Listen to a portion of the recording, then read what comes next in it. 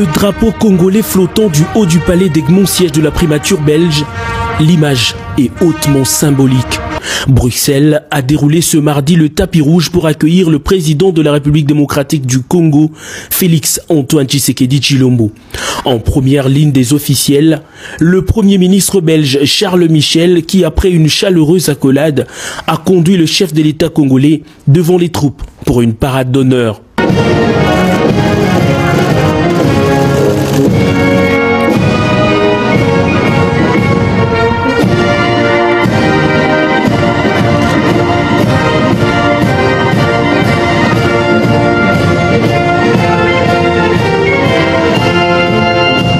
Après les honneurs militaires, les deux personnalités accompagnées de leurs experts se sont retirées pour des discussions approfondies sur la nouvelle ligne diplomatique à mettre en place, ainsi que des possibles partenariats à sceller. Séance de travail terminée, la ministre d'État aux Affaires étrangères de la RDC, Madame Thérèse Toumba-Nzeza, et le vice-premier ministre belge des Affaires étrangères, Didier Reynders, ont conjointement signé en présence du chef de l'État congolais et du Premier ministre belge une série de mémorandums d'entente.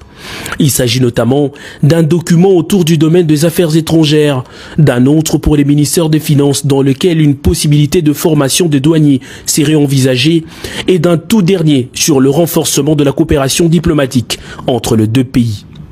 La plus grande solennité du jour s'est déroulée au Palais Royal de Bruxelles, où le roi Philippe de Belgique a reçu le président de la République démocratique du Congo, Félix Antoine Tshisekedi Tshilombo, pour un échange en tête-à-tête.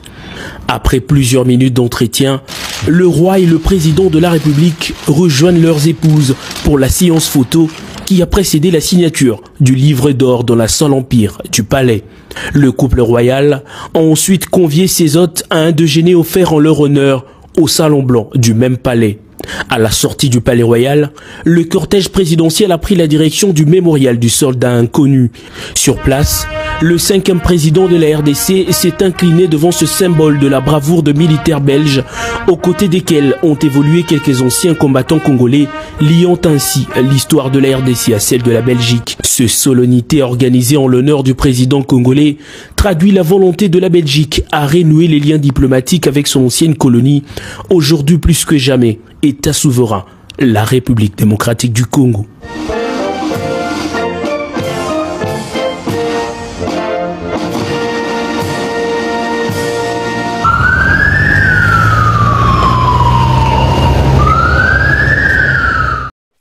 Aligné sur la volonté du peuple congolais. Oui. Voilà. Êtes-vous une marionnette de M. Kabila comme M. Fayulu l'a dit? Bon, il a le droit de dire ce qu'il veut, mais je crois que ce que je prouve sur le terrain démontre que je ne suis pas une marionnette. D'abord, j'ai libéré tous les prisonniers politiques, ce que lui n'avait pas fait. J'ai ramené tous les exilés politiques, y compris un de ses adversaires les plus acharnés. Donc je ne crois pas qu'une marionnette peut faire ça.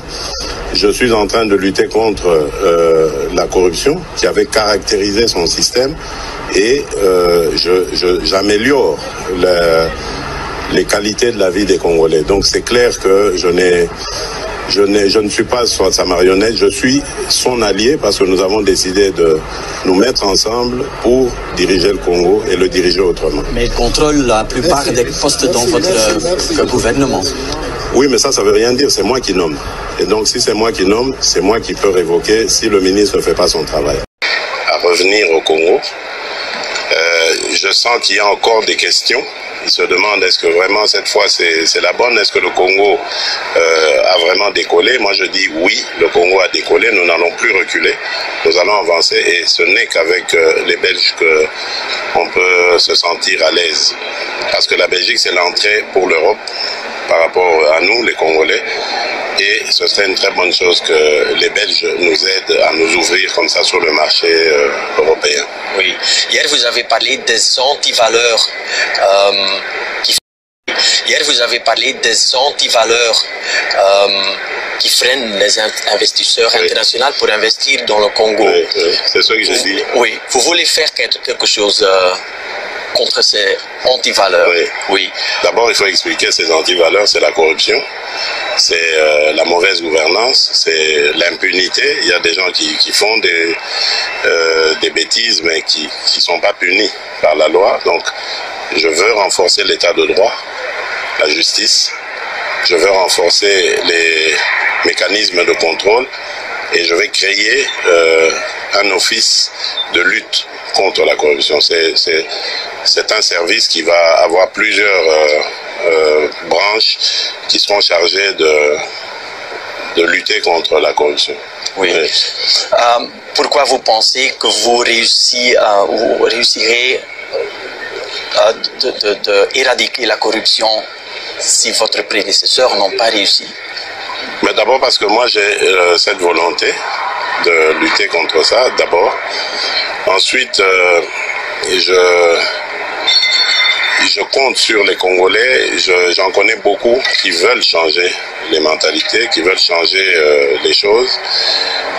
Et puis, je crois qu'aujourd'hui, le Congo doit prendre conscience que la corruption et toutes ces antivaleurs nous ont amenés à la ruine. Et si on ne fait rien pour régler ça, le pays continuera comme ça. Donc je crois que je fais confiance aux Congolais, je crois qu'ils vont comprendre eux-mêmes que c'est important d'arrêter avec tout ça et de devenir sérieux. Oui. Et à la construction de notre pays, il y a de la place pour tous les Congolais. Et pour le marquer davantage, mes premiers signes ont été de libéraliser l'espace politique.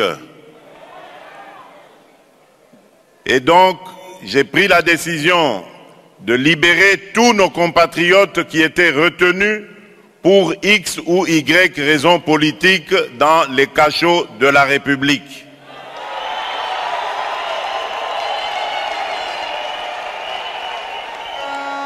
Pour ceux qui étaient en exil, empêchés de retourner dans leur pays, tout le monde est désormais libre de retourner dans son pays.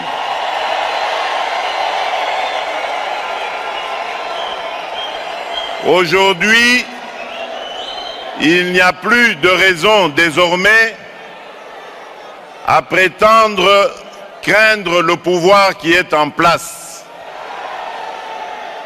Mais je ne demande pas à revenir incessamment parce que je connais les réalités de la vie à l'extérieur du pays, surtout ici en Belgique. Je connais les engagements professionnels, ce que cela signifie, et je sais que la réinsertion sociale, lorsque surtout on est à la tête d'une famille nombreuse, n'est pas assez facile. Donc prenez votre temps, chers compatriotes, mais n'oubliez pas de rentrer dans votre pays.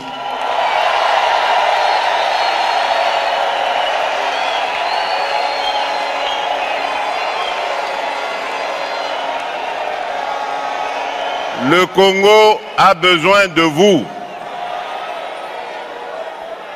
Nous avons plusieurs chantiers en construction.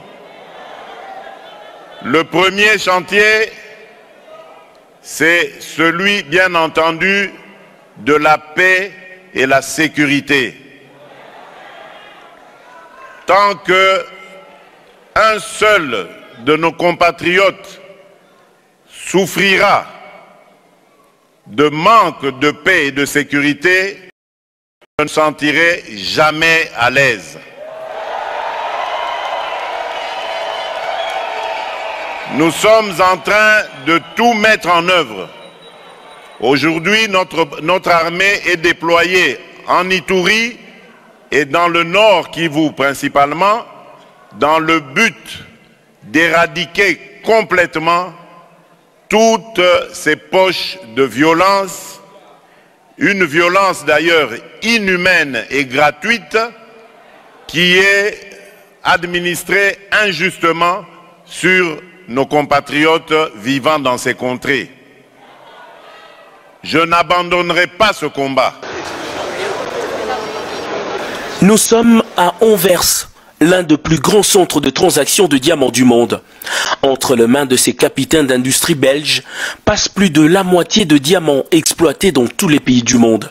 Le passage du chef de l'État congolais Félix-Antoine Tshisekedi dans ce coin de Lagos marque la reprise effective de la coopération économique entre la RDC et la Belgique dans les domaines de mines. La filière diamant constitue un des domaines clés de la coopération belgo-congolaise avec plus de 26 millions de carats importés de la RDC par la Belgique pendant les 4 dernières années. Une situation qui sera sans doute améliorée grâce à ce protocole d'entente signé entre les centres congolais d'expertise, d'évaluation et de certification de substances minérales précieuses et son équivalent en Belgique, le Centre mondial de diamants d'Anvers.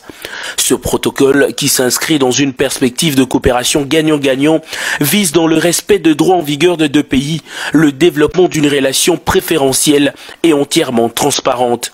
Le chef de l'État Félix-Antoine Tshisekedi lui tient fermement aux retombées de ce partenariat. Je suis conscient que les efforts de mon gouvernement à eux seuls ne suffiront pas pour l'accroissement de la production escomptée.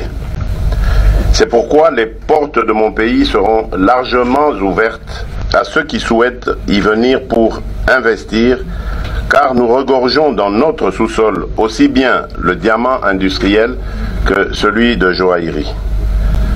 Le développement étant un facteur important de la paix et de la sécurité, nous veillerons strictement sur la traçabilité du diamant afin d'écarter toute éventualité que ces ressources ne soient destinées aux groupes armés et autres mouvements terroristes, conformément aux résolutions pertinentes du Conseil de sécurité des Nations Unies. Le président de la République a rassuré à ses diamantaires anversois de sa volonté à protéger les investisseurs qui viendront et travailleront dans les normes. Une autre retombée de la reprise officielle de relations économiques entre la Belgique et la RDC, c'est ce protocole d'accord signé entre le port d'Anvers, considéré comme le premier circuit de transport maritime entre l'Europe et l'Afrique, et la Société congolaise de transport et des ports, SCTP. De ce protocole découleront plusieurs projets de modernisation des ports de Matadi et de Boma. Comme un peu partout où il est passé, le chef de l'État a signé le livret d'or avant de recevoir des symboles de reconnaissance de la part de personnalités et autorités de la ville présentes. Le président de la République, Félix-Antoine Tshisekedi, a visité une grande partie du port d'Anvers au cours d'une randonnée. Question de se faire une idée sur les projets liés à la modernisation des ports.